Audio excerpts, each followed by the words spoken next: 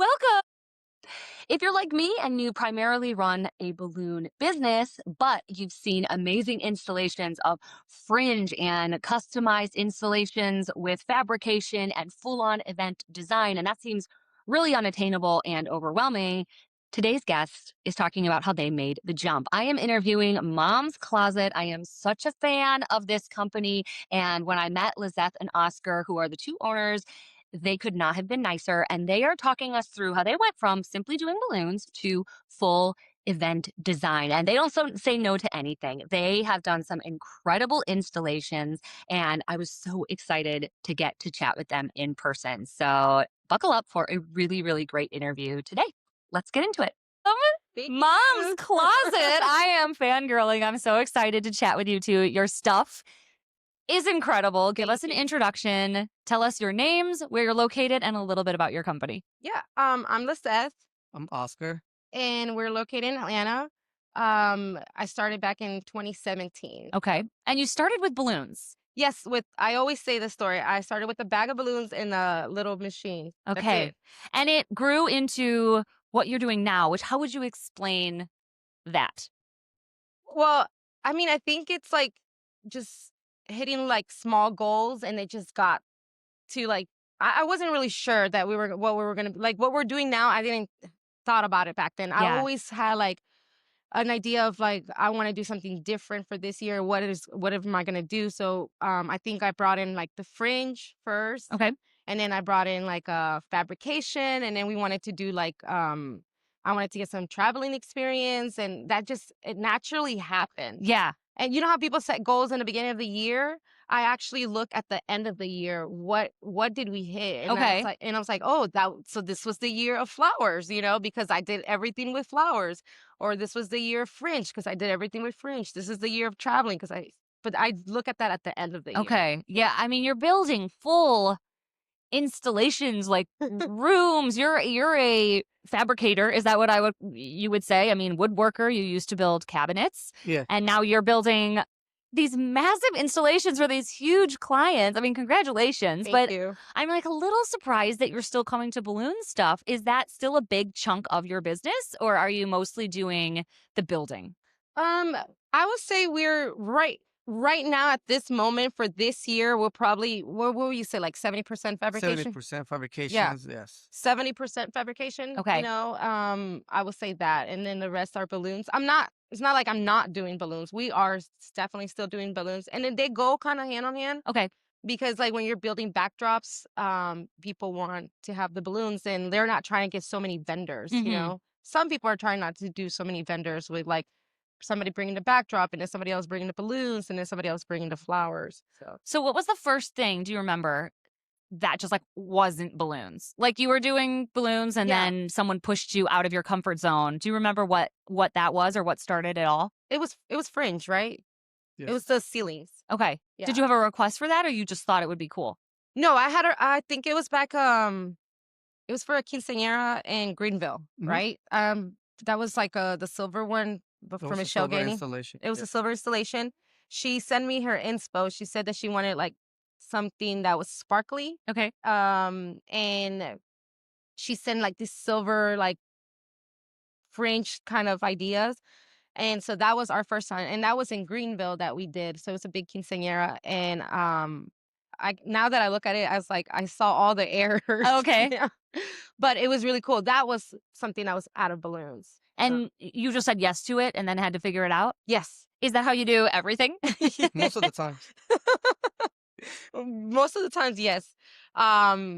They come up with a crazy idea or they ask me, have you ever done this? And I'm always honest. I always say, "No, I haven't done it, but if you trust me, I can figure it out and I'll get it done."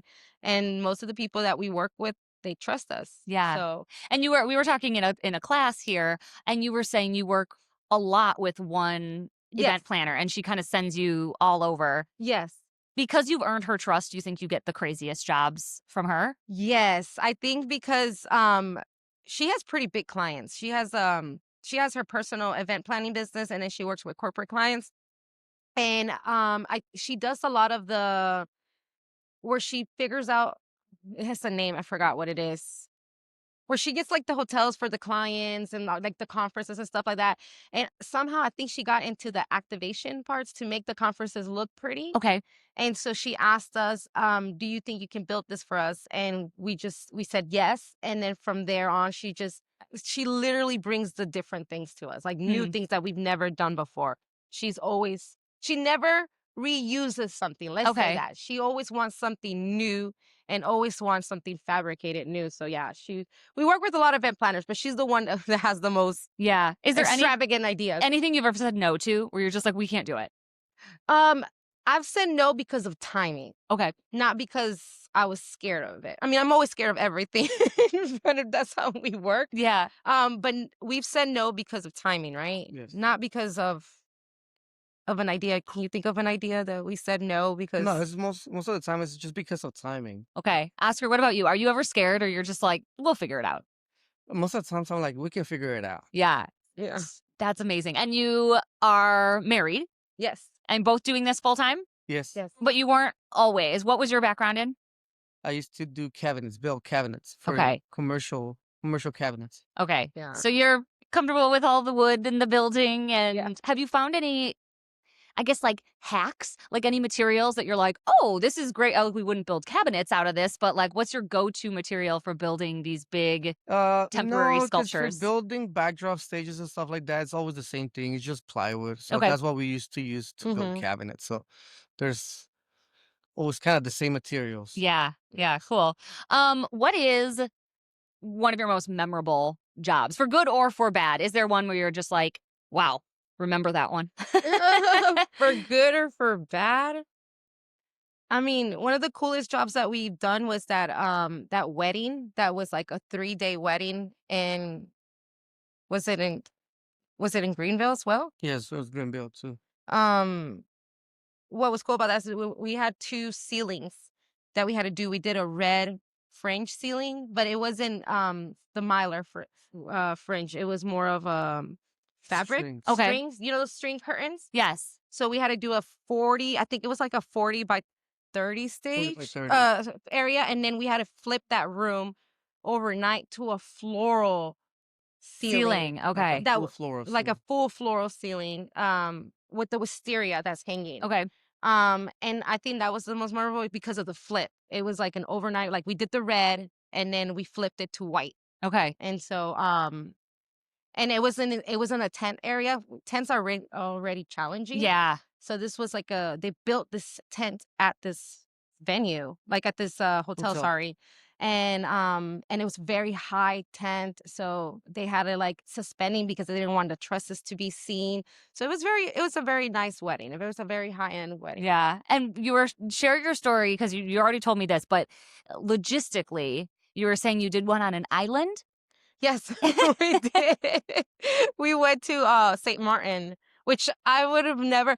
See, it was funny when she brought in that project to us. She's like, "I might need you in St. Martin." And I'm like, "St. Martin?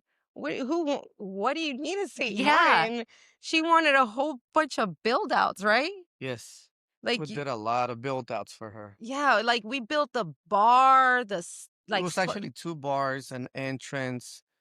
We spell out her name with marquee letters. like something for the stage, something for backdrop for pictures, so like some walls for an artist to come and paint. So we built so many things for her, and then she added floral at the last minute as well.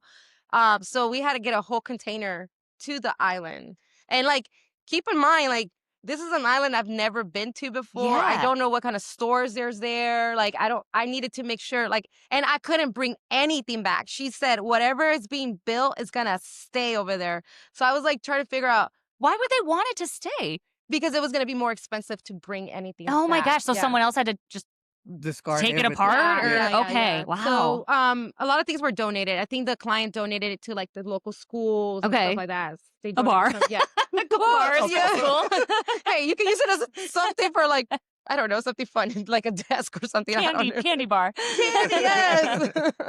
So that was logistically, it had to be like planned very precise because the truck was going to be at my shop at a certain time. And you only have a certain time to load everything in the container. Yeah. Yeah, we had to load everything, and we needed to make sure that once that container hit the water, the things weren't gonna like start Oh, sure. breaking, and like so you had to think about everything. Like he was drilling, like we put everything like puzzle pieces to make sure everything fit.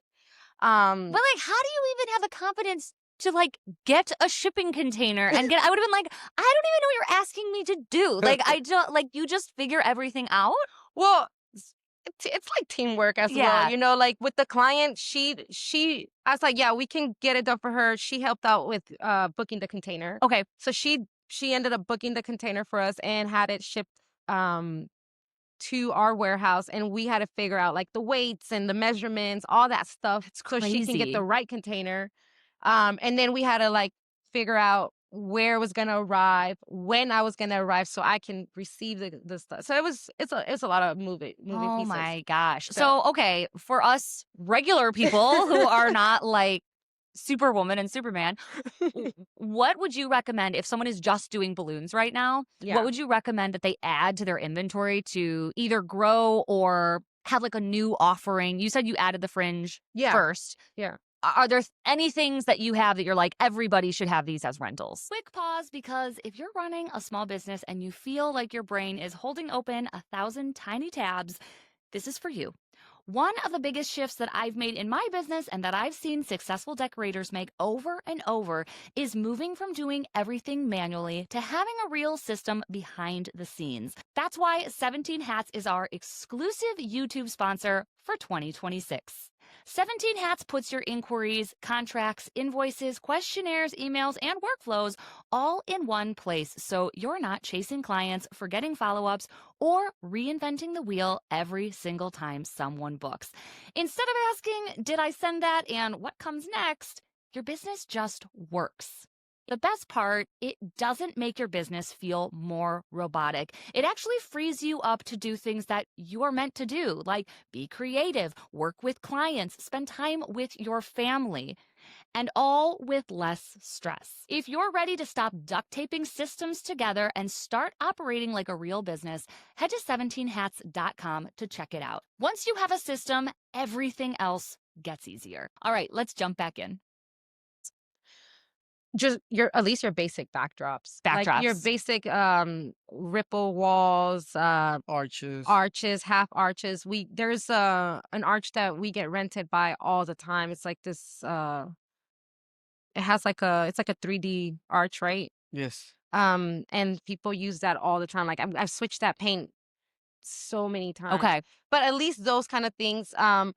Start adding floral to your balloons, like the silk floral. You can that for me is a rental piece as well. Okay. The client never stays with my floral. I always rent. And now like I started with a little bit of floral, and now we're more extravagant with floral. Okay. Like as you start getting more confidence, you become more extravagant with the actual look of the things. Because I literally started with like just popping a little bit of floral. And at first I thought it was real floral. Now everybody knows it's silk floral. Okay. But before everybody knew it was silk floral, we all thought it was real florals Okay. because we were getting inspired by the art, the work in it was pre-COVID. I was looking at Australia and like the UK, and I'm like, how did they put those florals in the balloons, right? Yeah. Because they weren't really doing it here. And I always thought it was like real floral. Okay. And then I ended up finding out that it was silk floral. And so I started popping in a little bit of florals here and there. And then now I'm like doing a little bit more extravagant floral. So just start with like the little things. And then as you get more confident, like now I can say I'm very confident with the fringe because um I wasn't like that. Yeah. And I hope I answered your Yeah, question. no, That was absolutely. like No, absolutely. And with the fringe, because I love the fringe, but it's not a trend where I am. Are you making it all? Are you ordering from people or you guys make everything by hand? Like how do you do your fringe? well, I don't keep anything in stock. Okay. So it's more as the client orders it, like the Oh, okay. color, silver. Like sometimes I might have silver left over from a previous event. Um, but since dance floors are very custom, they Okay. can be like 10 by 10s, 20 by 20 by 30s. We have to make the fringe based on the sizing that the client needs. And Okay. to kind of answer her question too, sometimes we order the material. If it's mylar, we order the material. But if we make it out of plastic, we have to cut everything by hand. Yeah. Okay. So we actually have to make everything by hand. Okay. Yeah. Are you for your fridge, are you doing like the strips? Or are you doing like a one big net, or how are you doing? Because I don't know anyone who really has talked about the fringe A lot of and people the ask method. me Yeah. about the fringe. Like, You should teach a class on the fringe. I'd be in the front row. Linda's like, yeah. Yes, yeah. No, I was at a floral conference and there was a young lady there that follows my work and she's like, I am going to do a French install and I need your help. Like, I Yeah. need you to give me some tips. You think it's gonna be so simple, but then Yeah. like I made one piece and I was like, this sucks, and it took me 100 hours and it doesn't even look good, and I think I'm using the wrong stuff. So you Yeah. guys make it look so effortless. Well, I mean, everything looks so effortless in the online, Yeah, right? right, But it's exactly. like the sleepless nights and like it's a lot. It's a lot of work. No, it's we attach it. We Okay. attach it with fishing line and then we create based on whatever sizing the Oh, client but you use fishing line for what? to hang it. Okay. So yeah. And every ceiling is going to be different. Okay. So it really depends on the type of ceiling. If it's an open ceiling, a closed ceiling. To do a Yeah. ceiling installation, it's just not just bringing the material. It's Yeah. more about knowing how to rig. Rig. Right, Like the exactly. rigging part, that's when it comes. That's when it's very tricky. Yeah. Yeah. Wow. Because sometimes we have to like suspend certain things in order for it to hold, you know? Because there's nothing to it's funny because now like I go to rooms and I'm always looking at the ceiling. Like Yeah, we were just doing that at Yeah. lunch. We were trying to figure out how Chris Adamo was going to get this big cloud up there, you know? And when you do a lot of ceilings, that's literally what you're always looking at. I'm always looking at the ceilings for rigging stuff and Yeah. everything. And that's what we typically do. Yeah. Like this last one we did we did a wedding in New Jersey and we got hired for the ceiling. I brought the material done because the girls worked on it in my shop for like 2 days. They put everything together. We boxed it in, right? No, we put in our luggage. And then I bought the pipes at the actual state at the location that I was working. And then I bended them because she wanted this like Curve shape. curved shape. And so and then they had a truss system. So we got our French, we attached it to the curve types. Truss. And then we attached that to the actual truss. Okay, gotcha. So you like made your own ceiling essentially. Yeah, but we would have not known any of that if we've never had done a Yeah. ceiling before. Yeah. Like that is something like if this was my first time doing it, I would have not known Yeah. that I had to go buy this type of material and this and that. So like just start really small. Like I'm literally saying like start with the small, like start with like if you know how to put balloons on the ceiling, start adding fringe to those balloons, you know? And then from there it gets bigger and bigger. Yeah. Cool. Have you ever had a job like not go well? Like you're just like, Oh yeah. it was terribly wrong and it didn't. Have you ever not pulled something off, or you threw something together? No, we always turn everything in. Yeah. But is it like how we wanted it? No, maybe Okay. not. But I've never had to tell a client, I'm sorry, I couldn't get it done. That is like my biggest fear. Yeah. To tell a client when they're trusting me to be like, I couldn't get it done. Yeah. Like, no, we get it done. Is it how I wanted it? No. Cool. Who else do you have helping you? It's you two full time. Yeah. What else does your shop look like in terms of who's there and what their jobs are? His mother and his dad are full time. Okay. So it's 4 of us full time. And actually, I have a girl that's actually we're 6 right now, right? We're actually 6 full time. We're actually 6 full time. So it's us 2, his mom and his dad, and then another girl that works with us. She's like 22, and a guy. I just brought him in This year in February, and I literally just brought it to test him. You know, like because he needed work, but he's so helpful. Okay. And so he's helped you more than anything, right? with the building parts and the installations. So I've had a lot of conversations, even just since being here, of people struggling with hiring. Yeah. What's your advice in that category? Because to have that many people working with you successfully Yeah. is rare. I think people they're scared to make that first hire, or they have someone they don't really know how to let them take on a role. Like, what is your advice when it comes to hiring? Hiring is hard. Yeah. It really is. I'm not gonna say it's not. It really is to trust people because like I've had people ask for work and I give them a project and this and there, and it's not what you expect, you know? And so like I don't know. I had my like nephew help out with some things and I'm like, I could literally give you a full-time job if you like put a little bit more effort, you know? So Yeah. it's just knowing, I guess testing the people first, not like saying, oh, you're hired, just like really testing them on a couple of projects, see how they do. Um, the thing that I look for most is that I don't have to be telling people what to do. Like Mm. they're just like, and I'm not saying that not teaching them. I'm all about teaching. It's more of like they're not just standing around. They're always trying to like figure out how can I help you, And I feel like when you see that on somebody, that's the type of person you got to go full on and train. Yeah. Because to try to train someone that doesn't look like they want to put any effort, it's just a waste of time. Yeah. Yeah. Does that Oscar. make Yeah, sense? absolutely. Oscar, what about you? Do you have people who just help you with fabrication? Yeah, the guy that we just brought this year, my dad. My Okay. dad has always been like my right hand. Okay. Yeah, so yeah, I think those are the two people that have been helping me like full time. Yeah. Okay. Neat. And then are you guys ever going out and delivering balloons for a first birthday, like a regular job, or Yeah. are you constantly doing these large scale ones now that you don't do the little things? No, we do small stuff. Like it's our current client, our clients. Like I had what a guy that I do balloons for his wife like all the time, and he just asked me for a bouquet, and Okay. I'm like, sure, like Yeah. I definitely will take the time to do the bouquet for them and give it to them, because to me work is work. Like I've always, whether it's a large scale job or something small like a small garland, it's work. And Yeah. like I've always seen it like that. And so and it's people. Like that's how I see it. It doesn't Yeah. matter how big or small your event is. It's I'm just doing a job. That's how I see it. I'm just as a job, like Yeah. literally. Well, you guys work really hard. It became apparent when we were chatting. Just you're all over the place. Thank You're you. doing the coolest stuff. My last question is about your social media. Who runs that? Because that's how I found you with these incredible installs. It looks really professional. Like, do you have someone following you around with a camera, or is this you? It's just me. You with an iPhone? Okay. It's just me. Yeah. Sometimes it's funny. Social media is like a love-hate relationship. Like sometimes I go all in and I'm like, okay, I'm gonna do so much on social media. I'm gonna do this, and that, and everything.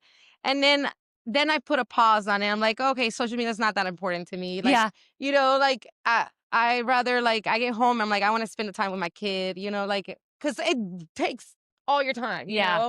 But I know it's very important because when I first started, every time I had a job, it's because I saw you on Instagram. Hmm. I got you through Instagram. And then from there it became word of mouth. Okay. And so that's how I got my name. I mean, I don't have that many followers. Like I think I have 19,000, and I've been there for like years. Like it doesn't grow. Like it's Yeah. there. Like it's Yeah. that same number for years. Well, oh my So gosh. Well, I found you on social media and I was just blown away by your installations. They're so thank beautiful. you. You'll have to keep us posted when your fringe class drops because I will sign up. I need to know your secrets. But congratulations. You guys are so amazing. You're Well, definitely thank you. inspiring me to maybe go outside my little balloon boundary Yes. box and try some new things. So, Yeah, and I mean, like I say, we always say yes to everything. I mean, if we can do it, like hmm not based on timing, not based on the project. Let's just don't be scared. I'm literally always scared when I'm going to a project, but I think that's just my personality, hmm just how I am and who I am. But just do it, and then you never know. You might fall in love. Like right now, I'm in love with silk florals. Like I literally love it. okay. So Yeah, you never know what you're gonna fall in love with. I love it. Well, thank you guys so much. It No was so problem. nice to meet you. It was nice talking. It was nice chatting.